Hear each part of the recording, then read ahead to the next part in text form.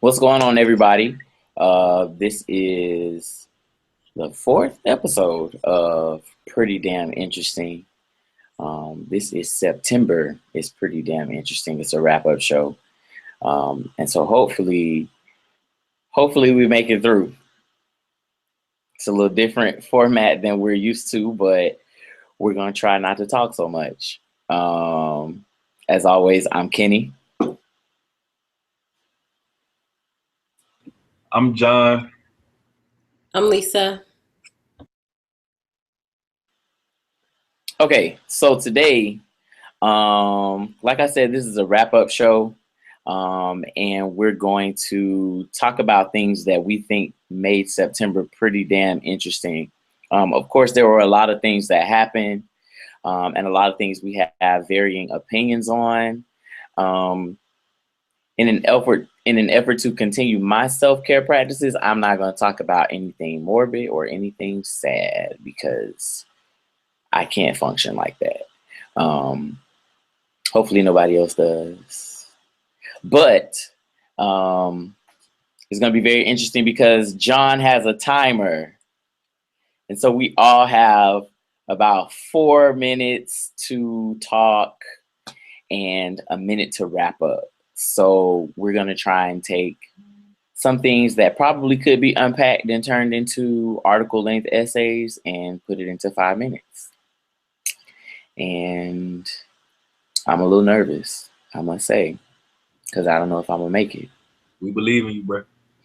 I appreciate that. Okay, so let me know when the timer's ready. Okay, so the first thing that I think is pretty damn interesting is Teacher Bay. There was a lot of debates about the paraprofessional in Atlanta, talking about her attire. Ultimately, I feel like this. If the principal didn't say anything before, then I feel like it's work appropriate. And I also feel like it is an indictment of the black woman's body. It is not the clothes. If she didn't have curves like the mannequins in Macy's, nobody would have a problem. The second thing, um, Mayor Kevin Johnson. Kevin Johnson of the NBA. He's the mayor of Sacramento, California. And apparently there's this radical white protester that's always, causing trouble whenever Kevin Johnson is around. And apparently he walked up to him at a dinner and hit him in the face with a pie. And Kevin hit him with a couple of two-piece, a biscuit. It was spicy. And he had some red beans and rice. They called it a bloody pulp. I just think it's amazing that Kevin, you know, gave him the fade. And the last thing that I have to talk about is the mom in Indiana. I think she was in Indianapolis, who snapped on Sandra's racist ass. That was hilarious. If you don't know what happened, this lady, her 3 kids walked into a store in African cultural garb, and the lady asked if they were going trick or treating. They went and told their mom. The mom came back and snapped. Sandra felt, she felt threatened. I think one of the greatest lines of that whole thing was, you don't understand when we act culturally correct, but you understand when we cuss you the F out. That is my new mantra. I listen to it every day while I'm ironing my clothes because I attend a PWI, and you have to be ready at all times. So if I wear kente and somebody tries me at Florida State, I'm going to go to my department chair and tell them about such and such's racist ass. So for me, September was the month of black dragons, and I'm here for it. Did I make it?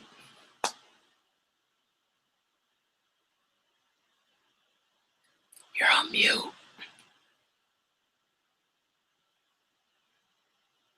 Okay, great. So you actually have like 2 minutes left. Okay, So great. you have a minute. You have a minute, and then you have like your minute for wrap up. Okay. I think all of these things, a lot of these things, especially with Teacher Bay, um, Black people, we have to stop condemning one another. We have to. Another thing that was interesting was all of the stuff that's going on in Charlotte, all of the protests as a result of the shooting of the black man. It was Terrence Crutcher, right, in Charlotte, right? There was a few of them, so forgive me. But a lot of black people were saying, no, keep it peaceful, keep it peaceful. And I'm like, if you haven't learned anything from Colin Kaepernick, if you haven't learned anything from Martin Luther King, if you haven't learned anything from history, know that peaceful protest is not going to work for black people. They will shoot you dead. They will beat you. They will shoot you with water hoses. They will sit Cujo on you. They're going to do all of that. And so stop condemning people who are tired of being killed, being beaten, being ostracized, being marginalized. Wake up and smell the roses. It's not getting any easier. People are getting more and more overt with their racism. And who was in Charlotte? Somebody tell me.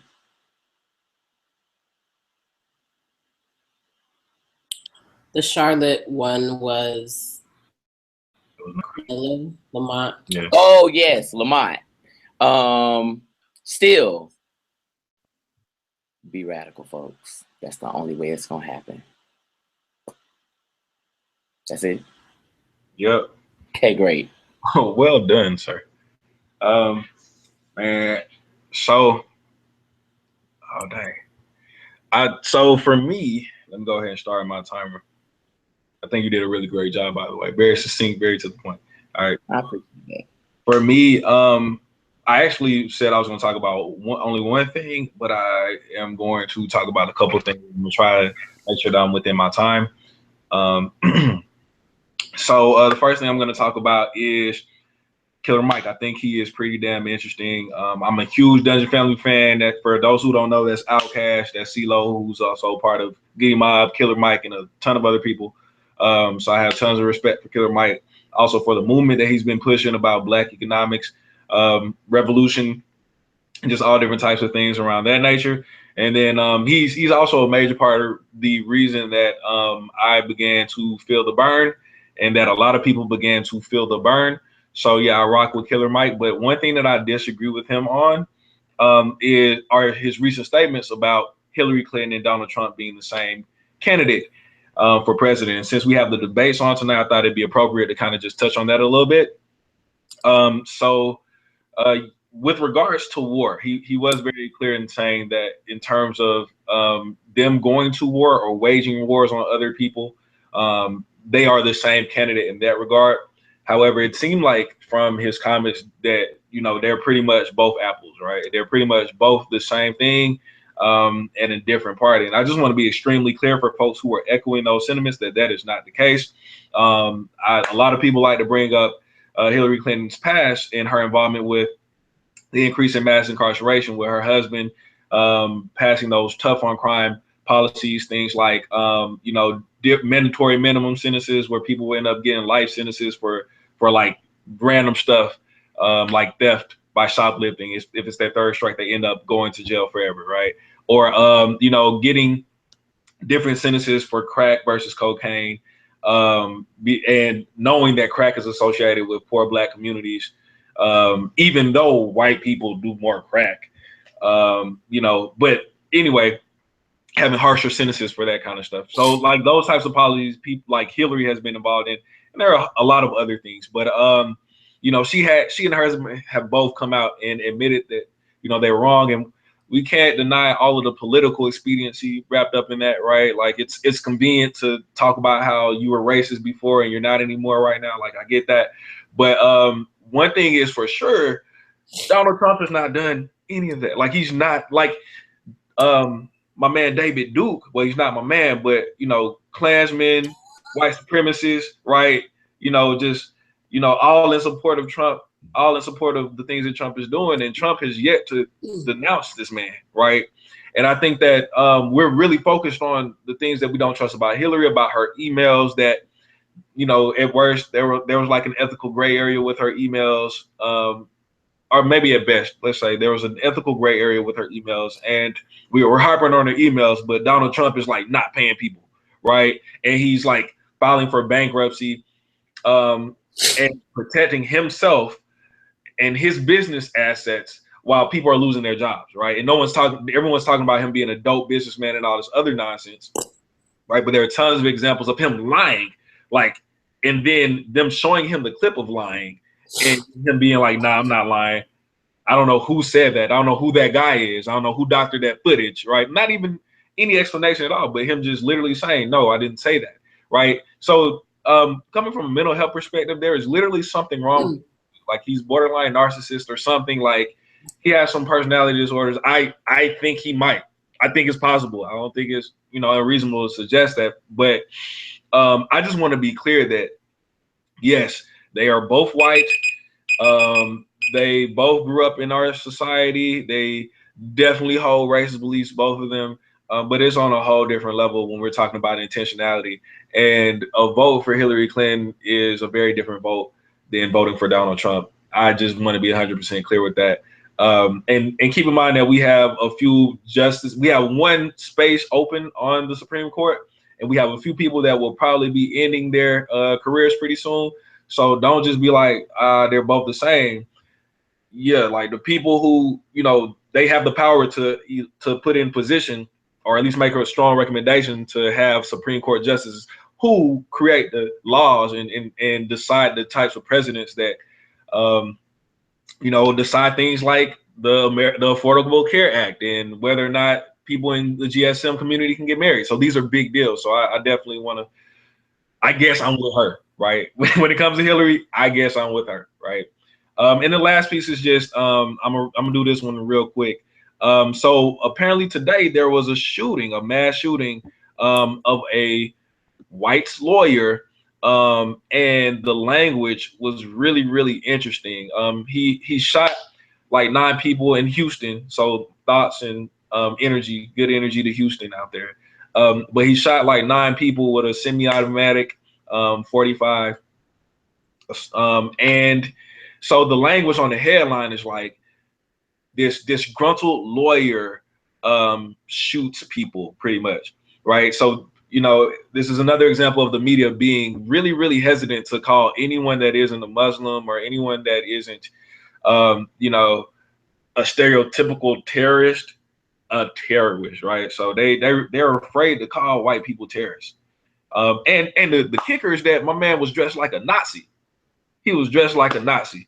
And, none of that was in the headline. It was like disgruntled lawyer had some problems, had a bad day, right? It was like on some nonsense like that. So those are my 2 points, man. And yeah, September has been pretty damn interesting.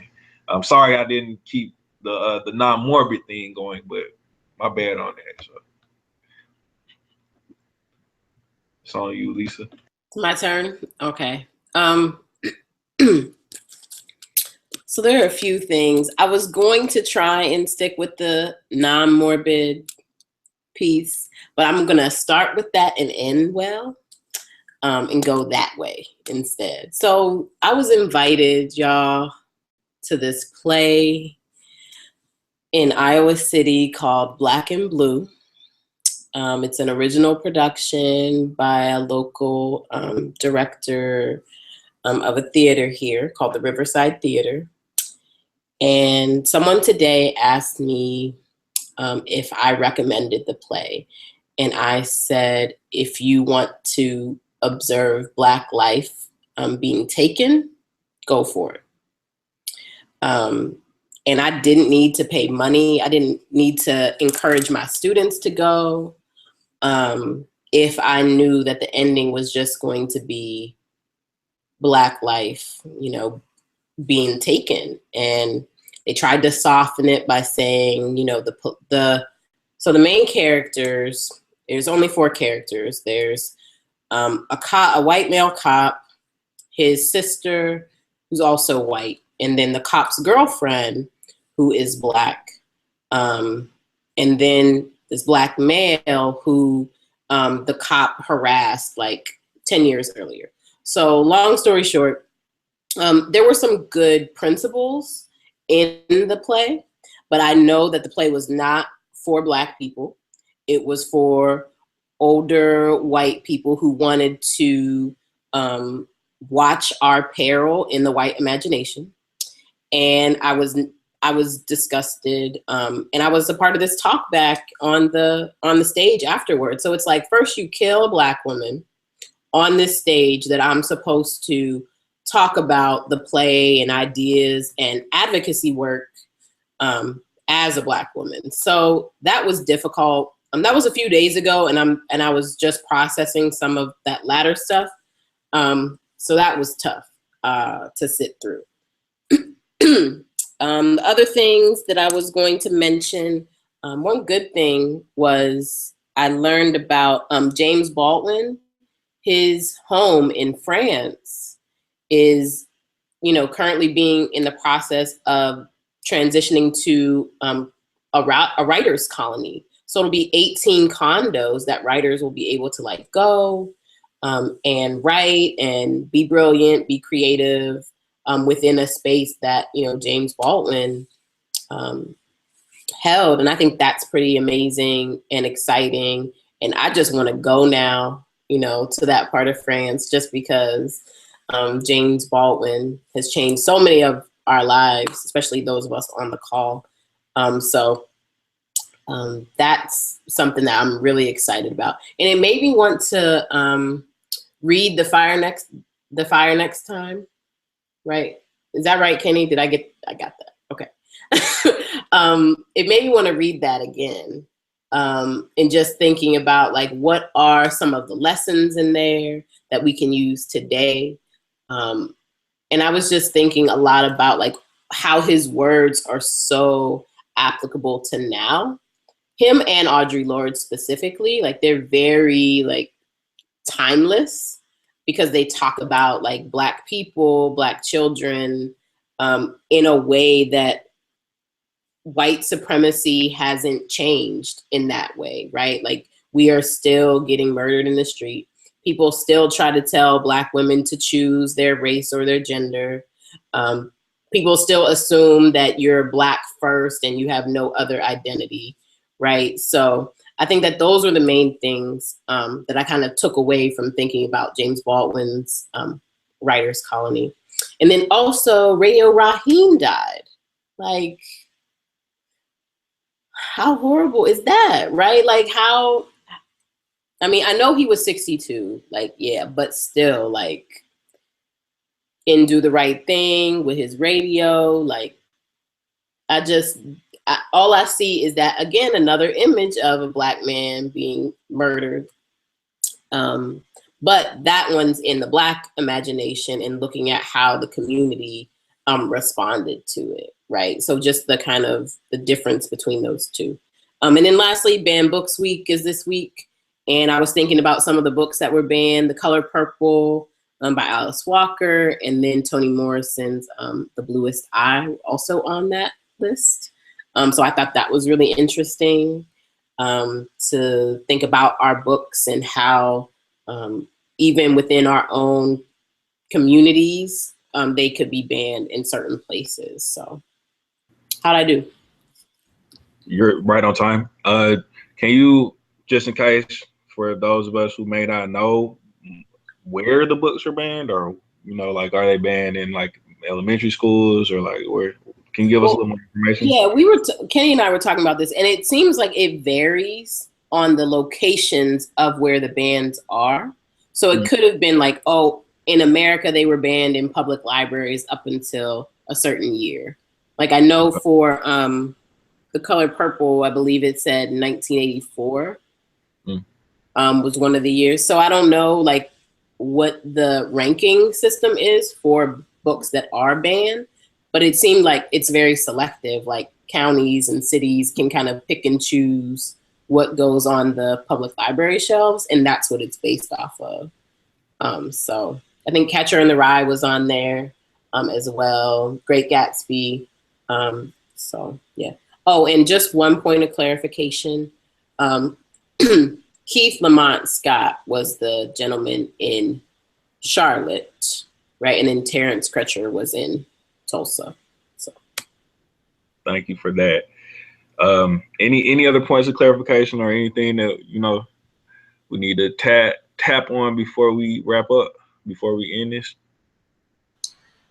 I just looked at I'm looking at the banned books list, and it doesn't say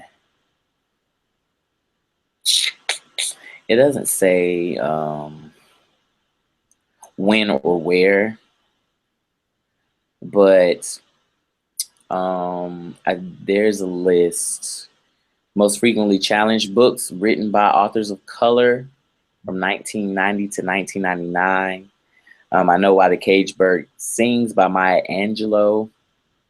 For racism, homosexuality, sexually explicit, offensive language, unsuited to age group. That's ranked number 3. The Color Purple is ranked number 17. The Bluest Eye by Toni Morrison is 34. Beloved by Morrison is 45. Native Son by Richard Wright is 69. Song of Solomon by Toni Morrison is 84. So yeah,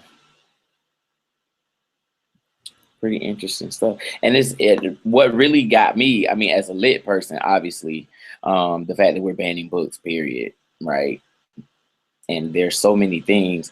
Look, Beloved is very hard to read for anybody, right?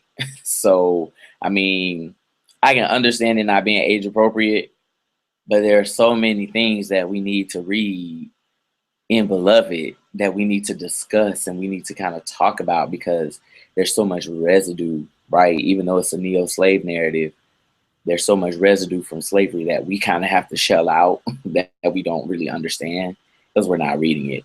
But yeah, as a lit person, a lot of stuff that, I read and I shared it on Facebook, and a lot of people were like, dang, we read this in high school, we read this, and a lot of those books, they kind of changed the way we think about the world, about our communities, about groups of people.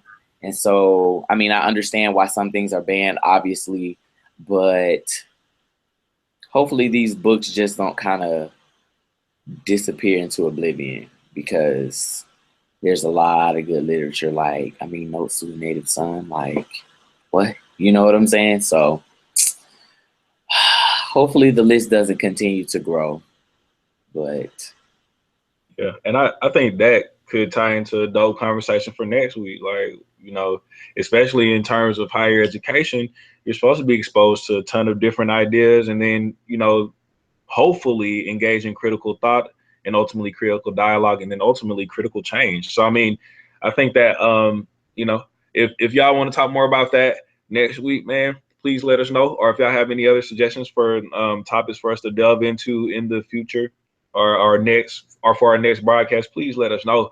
I hope y'all enjoyed tonight. I hope y'all stay engaged in the process, and exercise your right to vote however you choose to exercise it. I just hope you do it in an informed way. And then I also hope that the Falcons win tonight against the Saints, rise up, and enjoy the debate. So, man, for Pretty Damn Interesting, hashtag the PDI crew, I'm John, once again. And that was...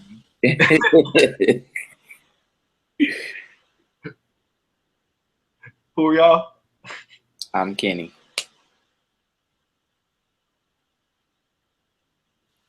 I'm Lisa. All right, thank y'all. So see y'all next time. Hope you enjoyed everything. Peace. Peace.